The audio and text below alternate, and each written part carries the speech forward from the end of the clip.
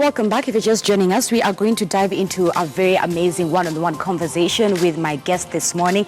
Allow me to introduce you. He wears a couple of numbers of hats, but allow me to introduce him. He goes by the name Mamadou. He is the managing director of Rockefeller Foundation within the African continent, and he is a regional African continent rather, and he oversees the foundation works across Africa. This includes initiative of youth employment, young people, health, philanthropy, agriculture, food security, among others, just to mention. And that's just an oversight of his current role. Mamadou, it's always good to have you here in studio. Thank you so much, time. On a Saturday morning, I really appreciate it. Let's begin with, I read somewhere that you speak English, French, Russian.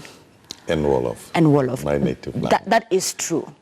That is true. And do you get to practice all those languages? Well, from time to time. 2 months ago, I was in Russia for the World Cup, and that allowed me to speak Russian again after 27 years. Yeah. All right. So let's talk about you a little bit and get to know and Kenyans can get to know a little bit more about you. You are the managing director for Rockefeller Foundation, which does an enormous work within philanthropy, not only here in Kenya, but just generally. The Rockefellers are well known for the foundation work that they do across the world. Let's begin with what inspires Mamadou to wake up every morning and do what he does best. Well, first of all, thank you for having me this morning. It's a real pleasure to come here and share my thoughts and get to know more the Kenyan people. You know, I'm from Senegal, and I come from a family of farmers. So I grew up with my parents seeing the hardship in which actually they have been trying to raise and educate and give an opportunity to their children. It's not easy in Africa for smallholder farmers, particularly during those times. So I think that has really compelled me, even very young, to say, to think that I must do something to really change this situation for most all African farmers, particularly smallholder farmers. That's why also I chose to study agriculture. I'm an agricultural economist by training. And when I graduated, I worked for an agricultural bank in Senegal in a project that was supposed to extend access to financial services for smallholder farmers who were then very excluded from the financial system. But at the same time, I needed to make sure that the loans and that I was providing to farmers had to be 100% reimbursed. I firsthand experienced the mismatch between the services that were offered to smallholder farmers by the bank I was working for, the mismatch between those services and the real needs of the farmers. That again compelled me to go back to school and try to study what are some innovative financing mechanisms that would be more suited for smallholder farmers and the nature of their activities. That's how I went back to school. At the time, microfinance was an emerging field. So I went back to study microfinance so that really I can make a difference and really come up with solutions, obviously working with others that could help lift smallholder farmers and provide them with the resources they need actually to be able to make their business prosper.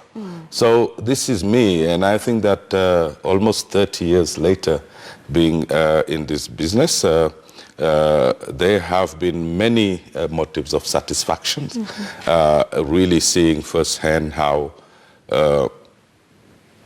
some of these smallholder farmers' lives have been changed, but we know that until now we have not reached the stage where we want to. So really, my vision about this is to to see really an Africa where actually farming is something that is a job that attracts new people, the youth, because it can feed and make those who practice it actually prosperous. And we're going to talk about agriculture even in a deeper length as we continue the interview. But right now, what would you want Mamadou to be remembered for? What is that one thing that you feel that if you have achieved it, or if you haven't achieved it, that when you do go, if you do leave, you want people to remember you for? Well, I think that the contribution I can have, obviously this is a big task, with policymakers, with private sector, with all the practitioners in this field, to achieve full food security for the continent. If we can get to a place where actually this continent will no longer be known or referred to as the place where there are most people who go to bed hungry every night. But not only that, but farmers are able to produce surplus that they can sell, get to markets, and earn the income they need to feed their families, to pay for their education, to pay for all the other services, social services they need.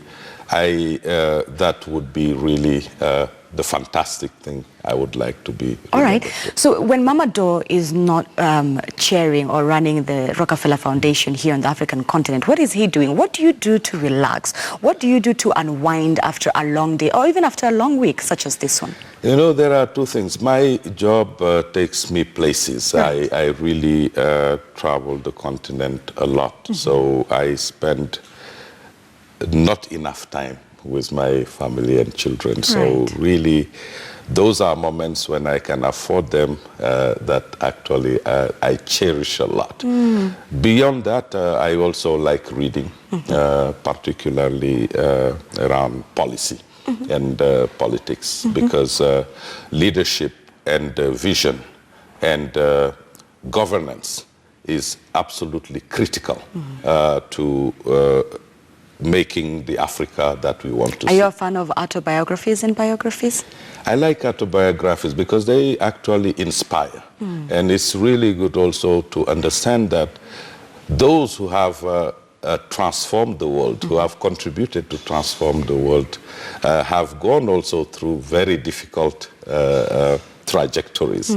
And these are inspiring to understand that actually the road to success is not difficult, but rather difficult should be the road to success. And I think this is really important lessons. If you were to sit down today with one person, and I'm sure because of your traveling, you've got to meet a few profile people, but if you were to meet someone, sit down with someone today and have a conversation, whether they are dead or alive, someone that you look up to and inspires you, if you were to have dinner with them, who would that be? Undoubtedly, it's going to be Nelson Mandela. Nelson I think Mandela, that yes. It sounds like obvious. Many, not only me, many Africans admire Nelson Mandela. But what inspires me most is his strong belief to the struggle and commitment to your ideas, to what you believe in, no matter the test of time. If you believe it and are committed, actually it can lead you to where you want to be. Nelson Mandela it is. All right. For the sake of our audience who perhaps who haven't gotten to know Rockefeller Foundation a little bit more, paint for us images of perhaps a project that Rockefeller has done here on the continent that is very close to your heart. You do a lot of things that comes to youth and employment and empowering people within that sector and even within the agriculture. And philanthropy is really a big network. It's really a big umbrella. But a few of the projects perhaps that Rockefeller has done here in Kenya and on the African continent that you are inspired of? Let me first say that I am really proud to have the opportunity to work with the Rockefeller Foundation and its partners, the oldest philanthropy in the world, but also one of the cutting edge and most innovative foundations on the earth that gives you really the space to think, to work with others, to collaborate, really unusual partnerships, to forge them, to really come with innovative solutions that can transform people's lives. That's a huge opportunity. And I always see that as a privilege to have that platform, to be able that I can leverage to help my own people, to work with my own people, I mean the Africans. Over the past 5 years, as I've been with the foundation, really I think that every initiative that I have worked on, designed, led, actually has been really very close. It's like your children. Who do you like? Who do you love most? I love them all. Whether it is Digital Jobs Africa, which we launched in 2013, and to really bring our contribution to the challenge of youth unemployment in Africa. When I see through the media those young people who choose to put their life at stake and take those fortune boats to cross the Mediterranean in search of opportunity. Because they have lost faith in the ability of our continent and our people and our leaders to provide them with that opportunity is something that really touches me. And this is why we launched this initiative, to look at how we can help these young people, provide them with the skills they need to be able to navigate the job market. Work with private sector to look at ways in which also more opportunities can be developed for those harnessing the ICT sector, because we believe it has been the most innovative or transformative sector on the continent over the last 15 years and is yet to be fully exploited. Do you think that the African continent, its leaders, have let down young people? Well, I think that we haven't done enough. They haven't done enough to really provide the confidence and the opportunities to the young people to believe that they can make it here in Africa, and they can contribute meaningfully to the development of this continent and for their own prosperity. Obviously, we have many success stories, many young people who are being very innovative, who are starting businesses, bringing new innovations, but that's not the majority. The majority of young Africans are not simply having that opportunity. How you are very passionate about agriculture, and given from your story, it's because of your childhood. Then you grew up to even study it as a profession. How can we make agriculture and agribusiness look very attractive to young people? Well, first of all, I think that we need to really modernize agriculture. And modernizing agriculture really requires vision, leadership, and investment to actually move from the kind of agriculture we know today, but to a more modern one and more efficient one. The other thing is also, to do that, we really need also to invest in how do we transform our agricultural production? How are we making sure that what we produce is not going outside of the continent as raw product and coming back to us as processed food that costs us billions of dollars to import those food? And I believe that the young people may not all work in the production itself, like the farming itself, but they have an opportunity to work in many other areas that support agriculture and that will make it more modern, whether it is around payment systems. How do you harness ICT and new technologies to provide information, to provide knowledge, to really continue to train farmers? That's one. How can they work in agribusiness and processing? There are many supporting sectors or supporting functions in which I think that could be very compelling for the young people. So we need to broaden our minds to the point where we're talking about agribusiness. We don't mean necessarily going to the farm itself with tools, and there are so many other ways that we can be part of the agribusiness system. Absolutely. What do you think is stopping us? And when I mean us as the African continent. Pardon me? What do you think is stopping us as the African continent from being a food secure continent rather? Well, I think that there are many issues. I think that we really need to think about what type of policies that are enabling investment, innovation, new technologies, farmers to access the inputs that they need to be able to increase their yields and productivity. How do we ensure that when they do and produce surplus, they have sustainable and well-remunerating markets to which they can take their produce? Because the issue is not really about the production itself. It's all what you put in place before the production, to ensure that all the inputs, the knowledge, and input is not just fertilizers, seeds, and all of that. It's also about knowledge, how the farmers are acquiring new farming techniques, how they are accessing technologies that reduce their effort, but make them yet more effective. And then it's everything you organize after harvest. One of the big issues also I wanted to talk about is the issue of post-harvest loss. On this continent, about 30% of everything that we produce is lost due to inefficiencies.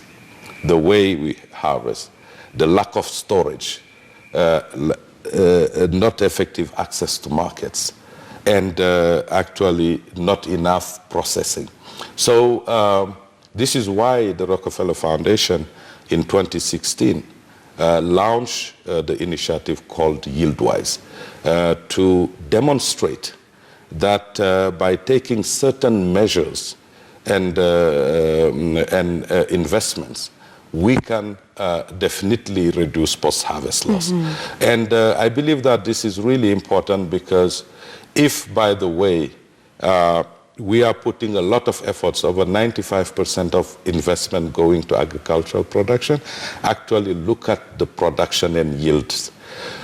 But we are not having the marginal increase or the increase in the yields that actually offset the level of loss. All right. So basically this means you invest and everything you gain on one hand is actually lost on the other hand because we are not investing enough on the post-production, post-harvest management, and the like. Okay, so if we get our policies right, if we bring solutions such to issues like post-harvest loss, we as the African continent, because a lot of this is said, we can feed ourselves and feed the world. Definitely, I believe that we have the largest amount of arable lands. We have water, we have the manpower.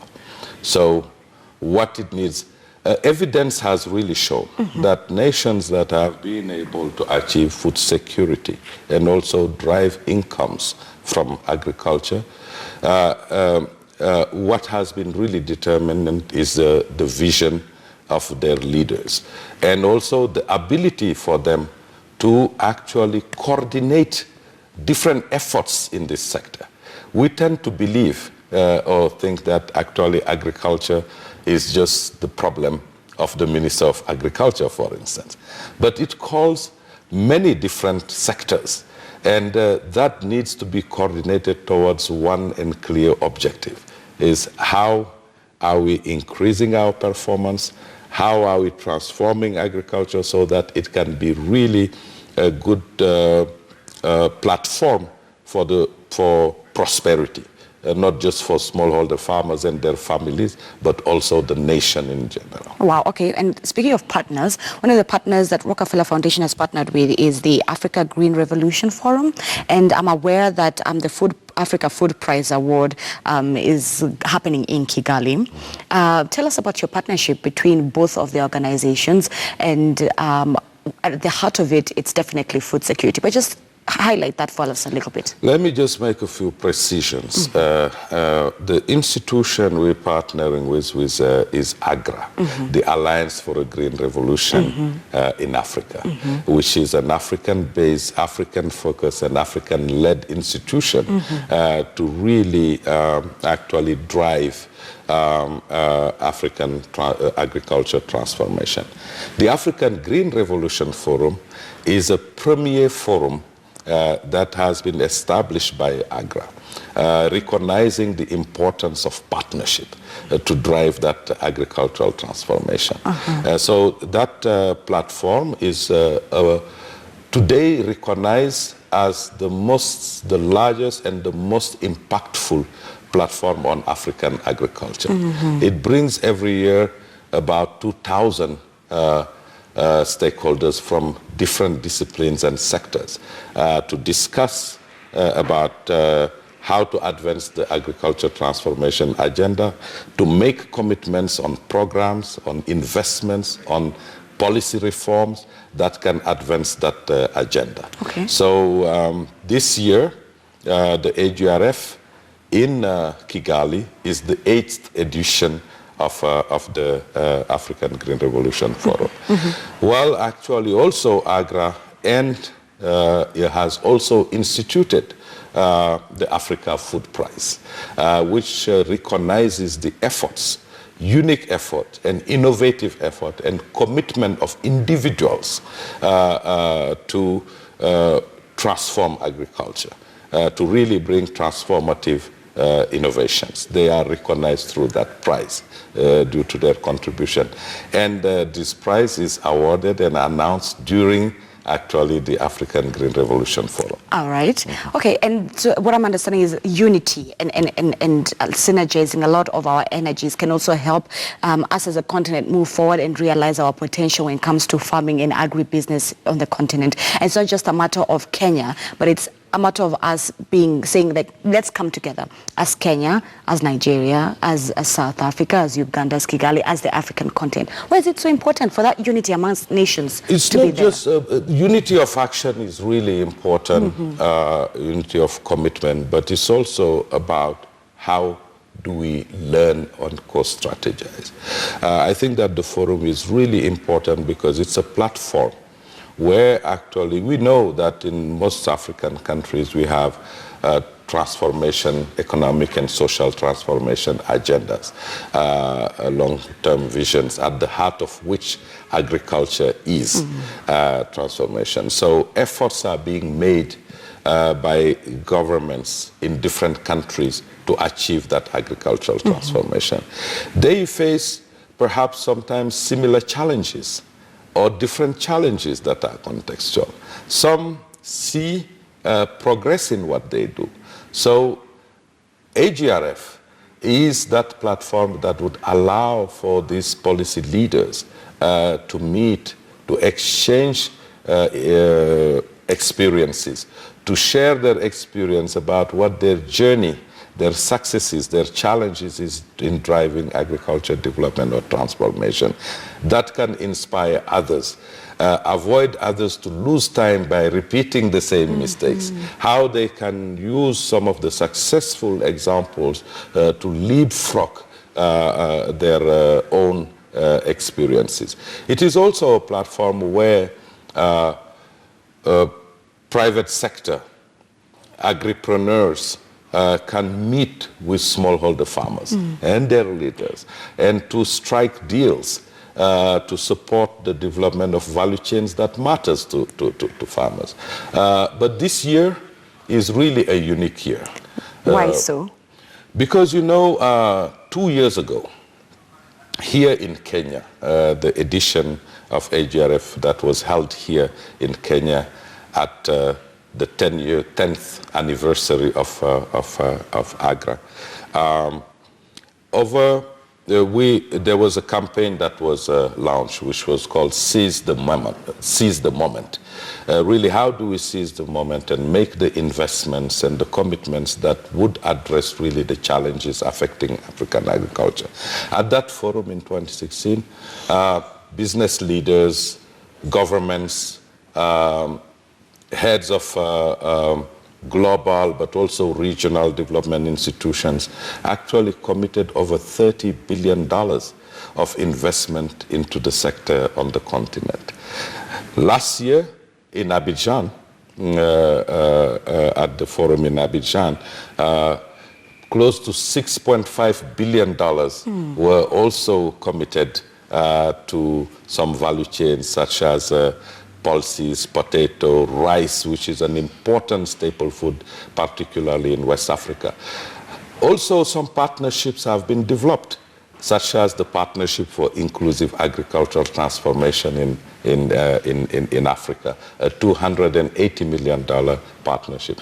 It's time, 2 years after, to stop and say, actually, how far have we gone? Wow. How these commitments have come through or not come through. What has been the challenge if they haven't, and what needs to be done. Right. It's also important for us to look at the past decade. How have we progressed in achieving the promise and the vision we had by putting in place an institution such as AGRA? So it's a really important moment which we expect to really make that rigorous evaluation, but not just looking back, but using that to really determine what are the kind of practical actions and new commitments we need to make for the next 5 to 10 years, so as really to put African agriculture in a new footing. All right, and we're going to leave it at that point right there, where we as the African continent are saying, okay, where we come from, where are we, and where are we going. Thank you so much, Mamadou. My pleasure. Mamadou Biteye, he is the managing director here for the African Regional Office for the Rockefeller Foundation. First of all, we got to know a little bit about him, but also got to understand where we are on the African continent when it comes to agriculture and how we can move forward and press on. Let's take a quick commercial break. We'll be right back.